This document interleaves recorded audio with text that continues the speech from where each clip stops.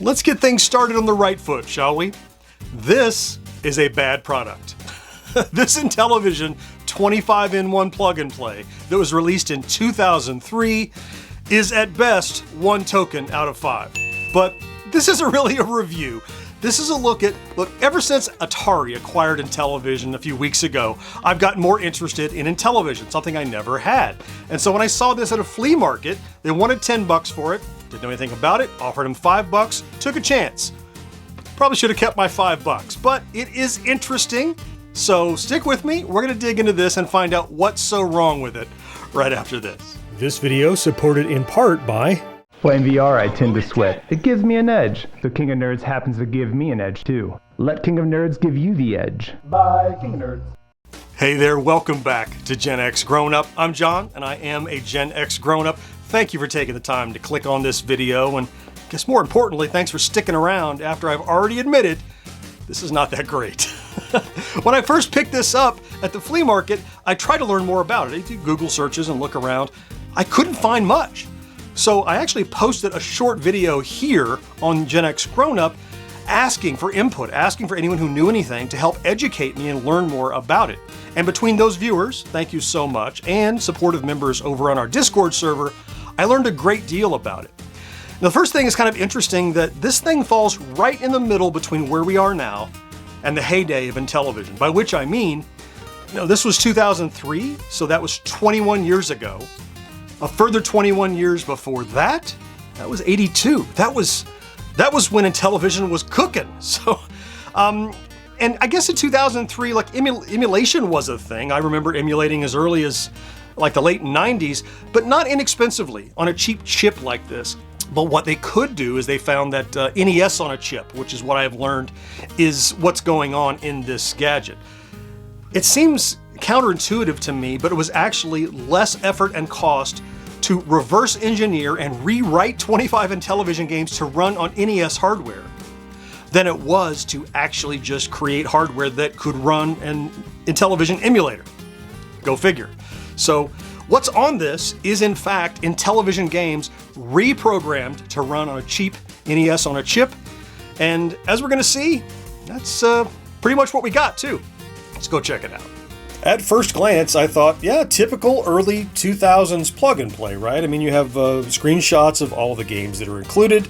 It uses RCA to plug into a TV, so you gotta find an older television, of course. 4 AA batteries. What's an R6 battery? I don't know what that is.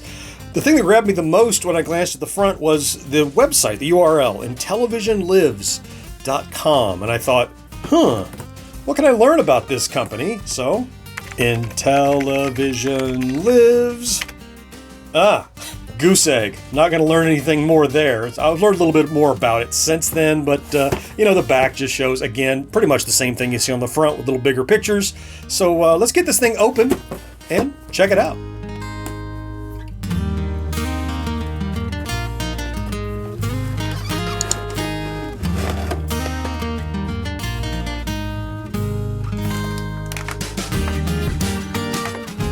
Inside here is our little Intellivision plug-and-play, and the manual is still in this thing. Let's take a quick peek.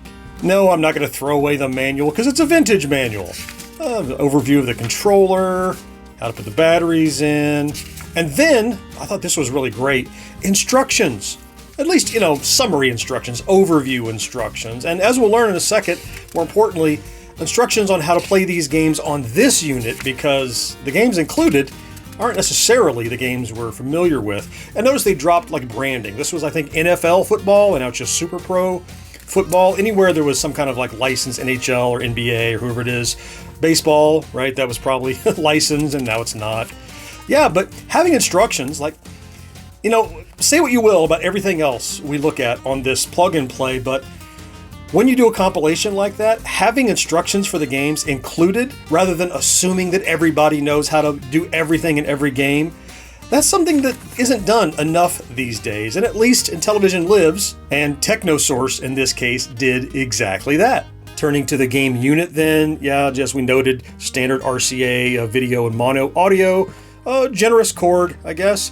And then the controller, as we noted, looking through the cellophane on the outside, puzzling. So you know what an Intellivision controller looks like. It's oblong, it has that little disc for a controller, and it has a whole keypad of stuff. Whereas this, so I guess you could equate that maybe to the disc, which is a 16 directional. This doesn't feel like a 16 directional. I can feel it clicking in 4 directions. Then we have a D-pad, a big round kind of Sega-esque D-pad. A power on off here, select, start, and then these buttons. We have a reset button and an ABXY. This is suspiciously generic for an Intellivision device to be like a modern console. And that probably was my first tip-off that maybe what was inside wasn't exactly Intellivision games. I mean, just look at the roster of Intellivision games from the back of the box and count how many of them you have to have the keypad for in order to properly play the game. Where's that going to be reflected here? Yeah. Well, you know what? Let's not speculate any longer. Let's go ahead and get the back off this thing, put the batteries in it, plug it in, and see for ourselves. Now, while I'm getting the batteries put in this plug and play, I want to quickly remind you about our store over at GenXGrownUp.com/merch. You can get all sorts of great designs from TV and movies and gaming and pop culture, and you can get them on t-shirts and hats and stickers and pins and mugs and phone cases, all sorts of stuff. There's really something there for everyone, regardless of your interest. So if you are in the market, please consider checking out our merch store, and every dollar you spend not only gets you something cool, but goes to support independent content creation like this video. All right, let's get to playing.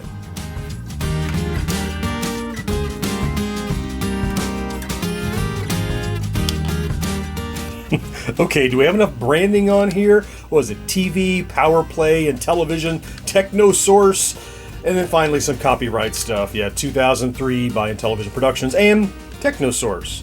And that little red screen resolves to, the menu is not like all the games at once. You just have one at a time, and then you navigate it with the controller, and you can flip through the 25, which we've seen on the box.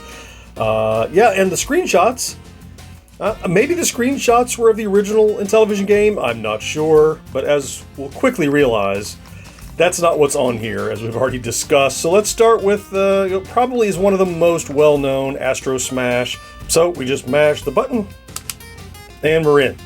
Copyright 81, all of that. But even this, like the layout of this screen, though it looks like Intellivision, yeah, I think we know better. Start.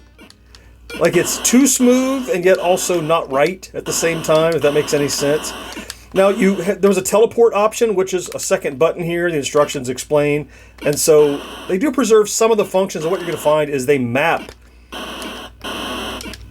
some of the functions that used to be on the keypad and put them on one of these other face buttons, but not like consistently or reliably. Like, look, here's the original.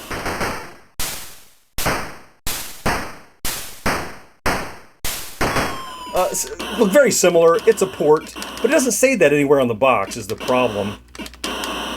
To get out of that, you hit the reset button that takes you back to that splash screen, which, by the way, I love when you hold down reset, how it corrupts the whole screen.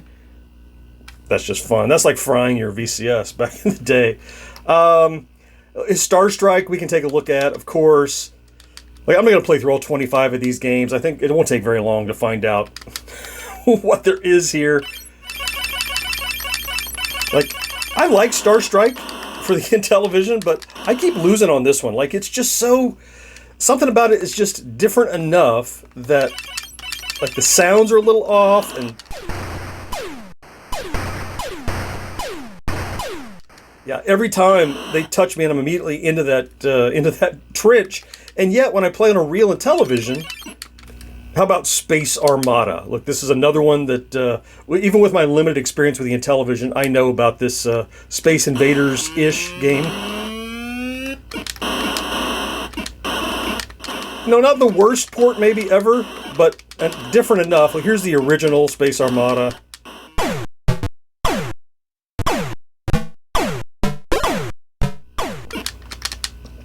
Sounds are just different enough. It's just not a good representation of what the Intellivision had to offer, you know? It's like, if you bought this because you want to see what the Intellivision was like, well, you're doing a disservice to those people because this does not show you. And if you bought this because you love the Intellivision and want to play more of those games, it's not that either. Yeah. I've heard good things about Shark as a game on the Intellivision, and I played it a little bit here. Actually, I played this before I went and tried the real Intellivision version of Shark, and I was thinking like, okay, this is an okay playable game. It's all right, you know, and I know how to. You have to go and bite the shark's tail, right? If I can do it, I'm not doing very well. Bite the shark. Oh. And there's like stuff that's missing that you wouldn't know if you didn't play the original game. Look, here's the original Shark.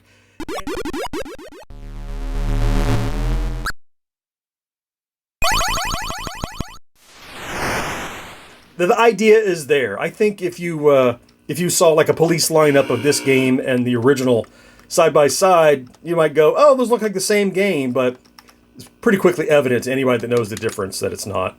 I tried little Snafu, which kind of reminds me of Surround a bit. How many rounds? Now this would be, see how they're replacing the keypad by giving you this menu, which is not the worst thing ever. I mean, that's a clever way to handle it. Fastest, select game, how many rounds?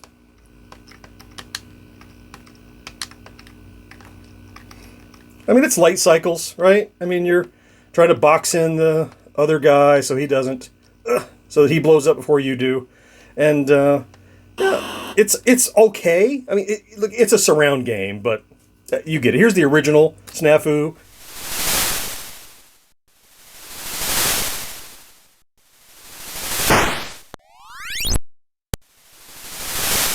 Sounds are just crisper. Yeah.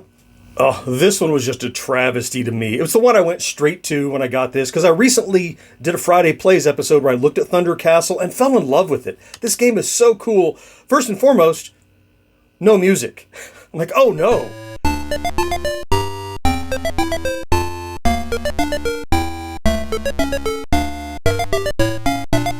That was my first giveaway that, you know, to start cluing me in as to what this really was. And then when you go to start it, again, where's the music? Where's that ominous dum dum dum?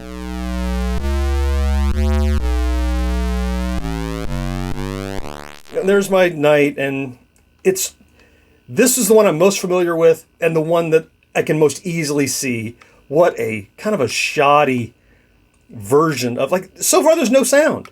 There, finally found some sound. And where's the music? That should be playing music. It's just bloops. Like they've done away with is a strong term. They have foregone the things that made this as charming as it is. There, I got one dragon. Just a shame, really. I know that all the licensed sporting games were a big deal with Intellivision, so I just want to show you the football right quick, and just the idea that they had to move some of the commands you had on the keypad to the screen and this pad, but they really didn't distribute the commands here very well. Instead, what you get is you line up on the field, and then it drops to this like pick your play thing, and then you have, well, these are what they would have been on the keypad, I guess, and there's the directions. So you're like, okay, if I go that way up, is that going to count? It's all in the manual, but you can see how they tried to move the keypad stuff over, but it just makes it not an Intellivision experience. It's just one more way. Yeah. Let's try one more. How about Pinball? So I went and played Pinball on the Intellivision correctly. Here's what the original is supposed to look and sound like.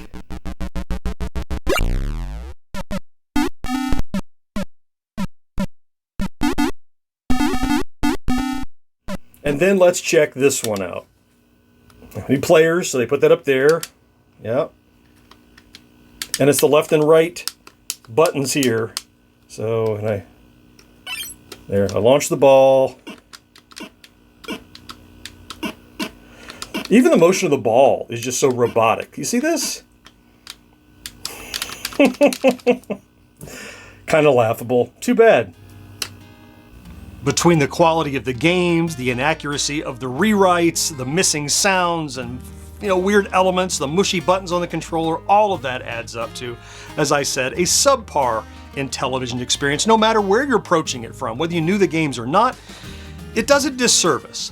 One really interesting takeaway that I learned from some of our viewers who talked to me down in the comments of that video I posted before is that Keith Robinson, who was kind of the rights holders for Intellivision at the time, back in the 2000s, was interviewed on the Intellivisionaries podcast, and he talked about this very unit and said that they really had no input into it. He didn't have authority and a verification and approval or anything.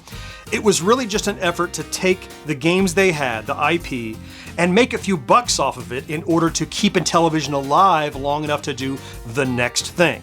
I hear a lot of people throwing around the term cash grab, and if anything's a cash grab, this thing really was. It was an effort for Intellivision to stay alive, not caring about quality or content, really just, I need a way to make some revenue so I can get to the next step of this business. And as it turns out, 21 years later, the next step of the business was to be sold to Atari, which we now know. Hey, I'm going to throw some links over my shoulders here and here to some other recent Intellivision coverage that I have done. I certainly hope you found something to enjoy in this video, and I can't wait to talk to you again next time. Bye-bye.